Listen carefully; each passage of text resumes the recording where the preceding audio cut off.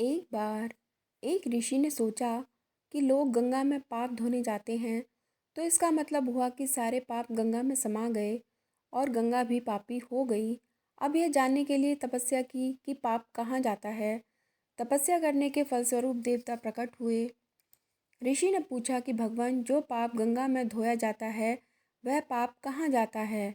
भगवान ने कहा कि चलो गंगा से ही पूछते हैं। दोनों लोग गंगा के पास गए और कहा कि हे गंगे, जो लोग तुम्हारे यहाँ पाप धोते हैं, तो इसका मतलब आप भी पापी हुई। गंगा ने कहा, मैं क्यों पापी हुई, मैं तो सारे पापों को ले जाकर समुद्र को अर्पित कर देती हूँ। अब वे लोग समुद्र के पास गए। हे सागर, गंगा जो पाप आपको अर्पित कर देती हैं, तो इसका मतलब आप भी पापी हुए।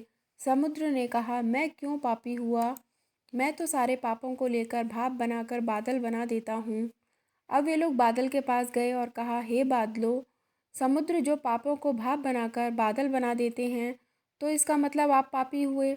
बादलों ने कहा, मैं क्यों पापी हुआ, मैं तो सारे पापों को वापस पानी बरसाकर धरती पर भेज देता हूँ, जिससे अन्न उपजता है, जिसको मानव खाता है। जो अन्न जिस मानसिक स्थिति से उगाया जाता है और जिस कमाई से प्राप्त किया जाता है, जिस मानसिक अवस्था में खाया जाता है, उसी अनुसार मानव की मानसिकता बनती है। शायद इसीलिए कहते हैं, जैसा खाएं अन्न वैसा बनता मन। इसलिए सदैव भोजन और सिमरन शांत अवस्था में करना चाहिए और कम से कम अन्न जिस धन से खरीदा जाए वह धन ईमानदारी एवं श्रम का होना चाहिए। अगर आपको ये साखी पसंद आई तो प्लीज़ लाइक और कमेंट करके ज़रूर बताइए। Thanks for watching.